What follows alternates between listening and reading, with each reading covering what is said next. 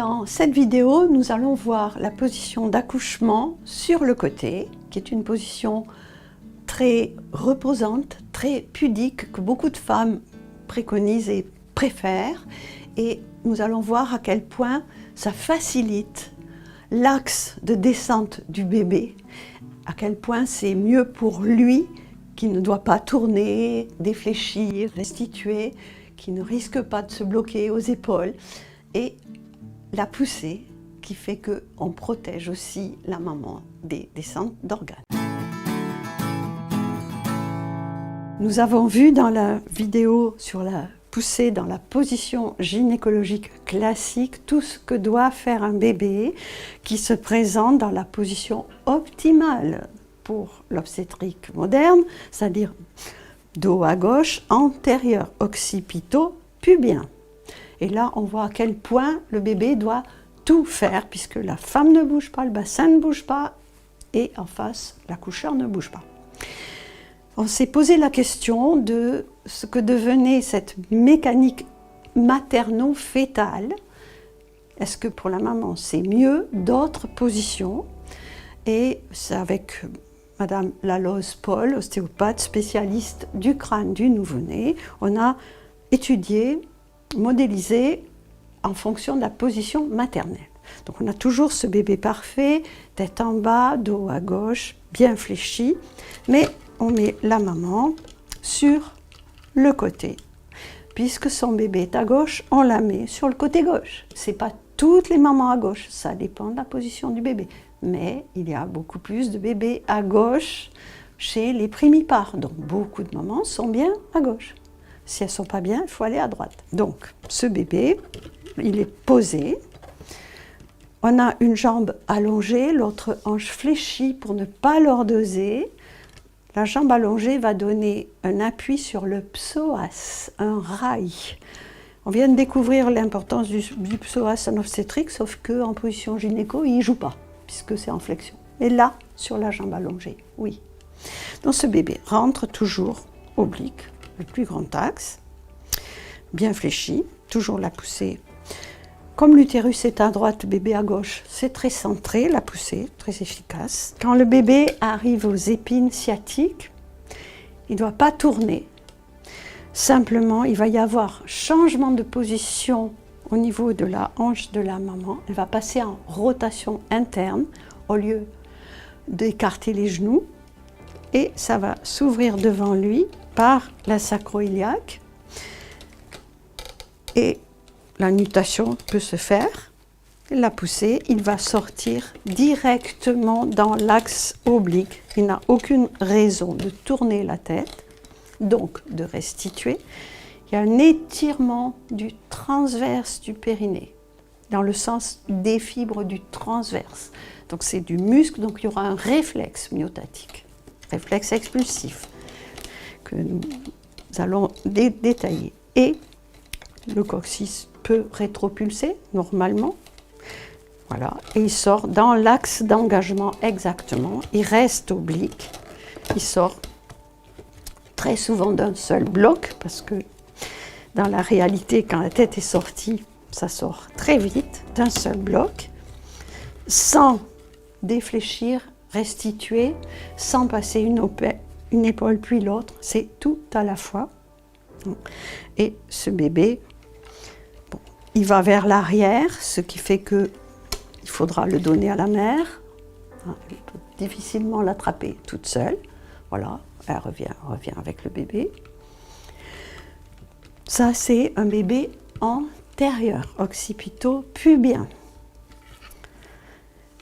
Qu'est-ce qui se passe quand on a un bébé postérieur? Ce qui en obstétrique est péjoratif. On veut essayer à tout prix de le tourner. On va essayer de tourner la tête, etc. pour qu'il arrive bien en occipito-pubien. Mais en fait, ça serait bien mieux de le laisser dans son axe d'engagement et simplement d'adapter la position de la mère. Donc elle est presque sur le ventre. Et là, ils sont très souvent à droite, les postérieurs. Elle est presque sur le ventre, ce qui fait que c'est le bassin de la mère qui tourne. Il est un peu moins postérieur, en fait. Il rentre toujours dans l'axe oblique, le même. la poussée toujours sur le sacrum. Et là, c'est la même chose, mais c'est l'autre, c'est l'iliaque qui bouge comme ça, rotation interne du fémur pour la faire, nutation sacrée, il y a de la place, rétropulsion du coccyx. Et le bébé postérieur, la différence avec l'antérieur, c'est que il va aller vers sa mère. La poussée ici. Et il n'a aucune raison de mettre ses bras derrière parce qu'il ne défléchit pas. Il reste d'un bloc, monobloc. Et la mère peut l'attraper et passe ici vers sa mère.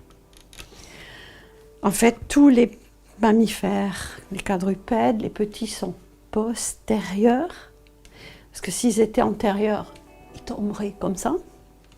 Mais aucune des mères mammifères, brebis, vaches, etc., ne met bas sur le dos. Donc si le bébé est postérieur, surtout pas sur le dos. Mais est-ce qu'il faut faire tourner tous les bébés en antérieur pour le mettre dans la position la pire?